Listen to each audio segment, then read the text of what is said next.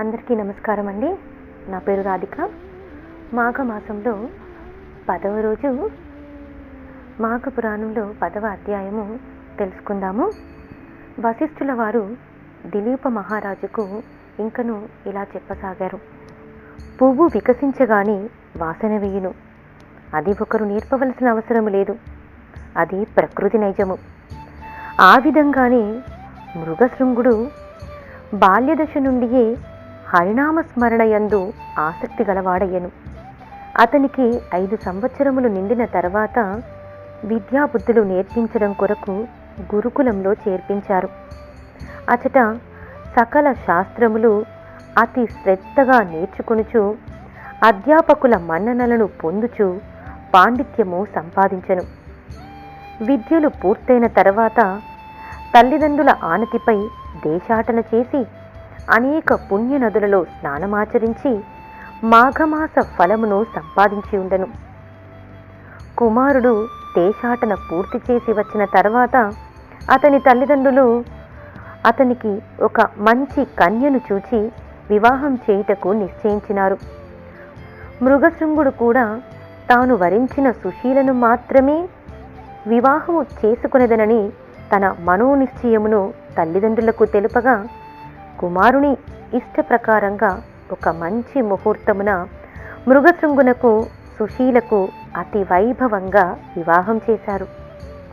సుశీల స్నేహితురాండ్రగు మిగిలిన ఇద్దరూ మృగశృంగుని చూచి, ఆర్య, మా స్నేహితురాలగు సుశీలను పెళ్లి చేసుకున్నట్లే మా ఇద్దరిని కూడా ఈ శుభలగ్నమున పరిణయమాడుము అని పలికిరి. మృగశృంగుడు ఆశ్చర్యపడి, అసంభవం, అది ఎట్లు జరుగును అని ప్రశ్నించగా, మా సుశీలను పెండ్లాడినట్లే మమ్ము కూడా పెండ్లాడమని ఆడపడుచులు పట్టుబట్టినారు. మరి పురుషునకు ఒక్క భార్యయే కదా, ఇద్దరు భార్యలా అని మృగశృంగుడు ప్రశ్నించగా, 2, 3 యువతులను పురుషుడు వివాహము చేసుకొనుటకు శాస్త్రములు అంగీకరించుచున్నవి కదా. దశరథునకు 3 భార్యలు, శ్రీకృష్ణునకు 8 భార్యలు, పరమేశ్వరునకు గంగా గౌరీ 2, వారికి లేని అభ్యంతరములు నీకు కలవా అని ఆ కన్యలు ప్రశ్నించి చుట్టుముట్టిరి. మృగశృంగుడు ఏమీ జవాబు చెప్పలేకపోయాడు. వివాహపు వేడుకలను చూడవచ్చిన అనేక మంది మునీశ్వరులు కూడా, మృగశృంగ, అభ్యంతరము తెలపవలదు. ఆ 2 కన్యల అభీష్టము నెరవేర్చుము. వారు దుఃఖించినా నీకు జయము కలగదు. అయినను ఇటువంటి ఘటనలు మున్ను అనేకములు జరిగి ఉన్నవి, అంటే ఇలాంటి సంఘటనలు ముందు చాలానే జరిగి ఉన్నవి అని పలికారు. పెద్దలందరి అభిమతము ప్రకారము మృగశృంగుడు ఆ 2 కన్యలను కూడా వివాహం చేసుకున్నాడు. ఈ విధంగా మృగశృంగుని వృత్తాంతము దిలీపునకు వివరింపగా, మహర్షి, వివాహములు ఎన్ని విధములు, వాటి వివరములు తెలియజేసి నన్ను సంతృప్తిని చేయుడు అని ప్రార్థించగా, వశిష్ఠుల వారు మరలా ఇట్లు చెప్పసాగిరి. రాజా, వివాహములు ఎన్ని విధములో వాటి వివరములు చెప్పెదను, సావధానుడవై ఆలకింపుము.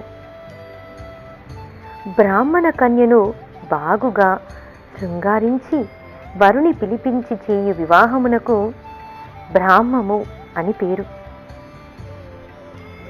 యజ్ఞము చేయువానికి యజ్ఞము చేయుటకు వధువుని ఇచ్చి చేయు పెళ్లికి దైవము అని పేరు.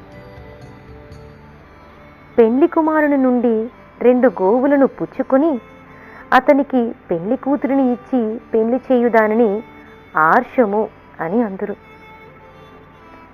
ధర్మం కోసం దంపతులు కట్టుబడియుండునని దీవించి చేయు వివాహమునకు ప్రాజాపత్యము అని పేరు.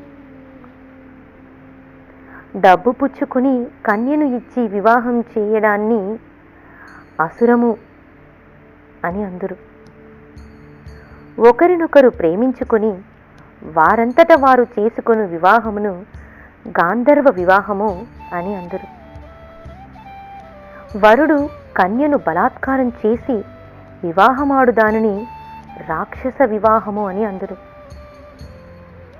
మోసగించి అనగా మాయ మాటలు చెప్పి నమ్మించి పెళ్లి చేసుకుని దానిని పైశాచిక వివాహము అని అందురు.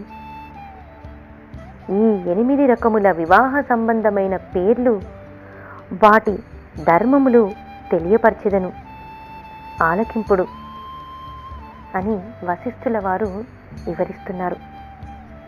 మంచి నడవడికతో ఇహము పరము సాధించవలయునన్న ఈ గృహస్థాశ్రమమొక్కటియే సరియైన మార్గము. భార్యయు భర్తయు అనుకూలంగా నడుచుకొనుట, ఉన్నంతలో తృప్తి చెందుట, దైవభక్తితో నడుచుకొనుట, అతిథి సత్కారములను ఆచరించుట మొదలగు సద్గుణములతో నడుచుకునేవాడే సరియైన గృహస్థుడు అని పిలువబడతాడు. నోములు నోచుట, వ్రతములు చేయుట, పర్వదినములలో ఉపవాసములు ఉండి కార్తీక మాసమందున మాఘమాసమందున నదీ స్నానము చేసి కడు నిష్ఠతో శివకేశములను స్మరించుట మొదలగు కార్యములను ఆచరించుట వలన వారికి మంచి తేజస్సు కలుగును. ప్రాతకాలంన నిద్ర నుంచి లేచినప్పుడు భగవంతుని స్మరించుకుని లేచి కాలకృత్యములు తీర్చుకుని స్నానం చేసి నిష్ఠతో భగవంతుని పూజించవలెను. కార్తీక మాసమందు మాఘమాసమందు వైశాఖ మాసమందు తన శక్తి కొలది దానధర్మములు చేసినచో గొప్ప ఫలం కలుగును. కావున ప్రతి మనుజుడు ఇహసుఖములకే కాక పరలోకమును గురించి కూడా ఆలోచించవలెను అని వశిష్ఠుల వారు వివరిస్తున్నారు. వశిష్ఠుల వారు గృహస్థుకు ఉండవలసిన లక్షణముల గురించి దిలీపునకు వివరిస్తున్నారు. అంతేగాక పురుషుడు తనకు సద్గతి కలిగే నిమిత్తము అనేక ఘనకార్యములు చేసినా కాని మంచి ఫలము పొందలేకపోవచ్చున్నాడు. అటులని ప్రతి స్త్రీ తన భర్తను దైవంగా భావించి మనసారా ఆరాధించవలను. తన భర్త యొక్క మంచి గుణములనే స్వీకరించవలయును కాని అందాన్ని ఆకారాన్ని చూచి మోసపోకూడదు. అటులని పురుషులను కూడా స్త్రీ యొక్క అందమునే చూడక శీలము గుణమును లెక్కించి ప్రేమతో ఆదరించవలను. ఆ విధంగా స్త్రీ పురుషులిద్దరూ అన్యోన్య అనురాగముతో కాపురము చేసిన ఎడల ఆ సంసారము ఎంతో బాగుండును. ఉత్తమ స్త్రీ తన భర్తను ఏ విధంగా ప్రేమతో సేవించునో ఆ విధంగానే అత్తమామల సేవ అతిథి సేవలయందు కూడా తగు భక్తి శ్రద్ధలతో ఉండవలను. అట్టి స్త్రీకి సద్గతి కలుగును. భార్య తన భర్త ఆలోచనయందు మంత్రి వలె సలహాలివ్వవలెను. పనిపాటలయందు సేవకురాలివలే నడుచుకునవలేను. భోజనం వడ్డించినప్పుడు తల్లి వలె తన కుమారునకు ఎంత ఆప్యాయంగా భోజనం పెట్టునో ఆ విధంగా భర్తకు కూడా భోజనం పెట్టవలెను. శయన మందిరమందు వేశ్యవలే భర్తకు ఆనందం కలిగించవలేను. రూపంలో లక్ష్మీని పోలి ఉండవలేను.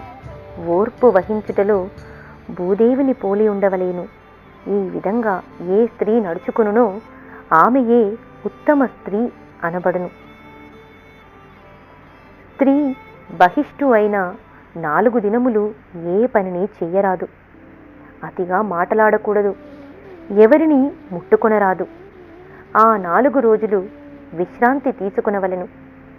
4వ రోజున సూర్యోదయము కాకుండా తలంటి నీళ్లు పోసుకుని శుభ్రమైన ఉడుపులు ధరించి భర్త పాదములకు నమస్కరించి సూర్య భగవానునకు నమస్కరించి తర్వాత తమ ఇష్టదేవతలను పూజింపవలేను.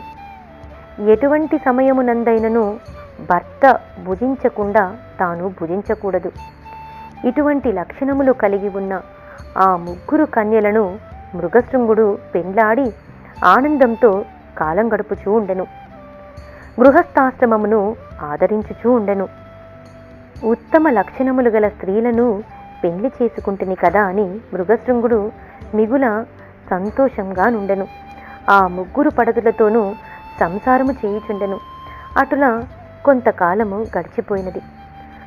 సుశీల అను భార్య గర్భం ధరించి ఒక శుభలగ్నమున కుమారుని కనెను.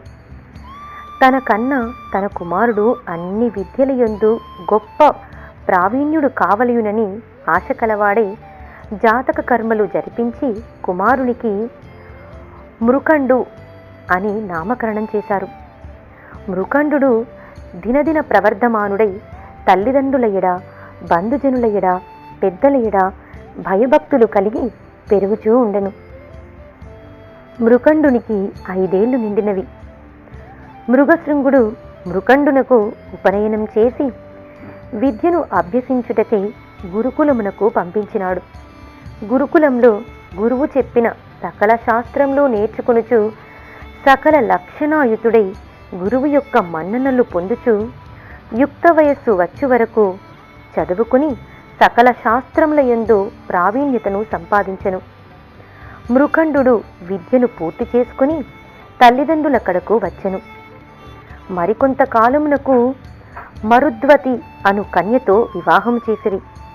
ఆనాటి నుండి మృకండు గృహస్థాశ్రమము స్వీకరించెను.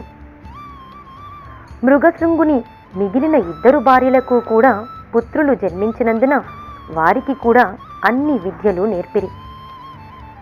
వారు కూడా పెద్దవారైన తరువాత వారికి కూడా వివాహములను చేశారు.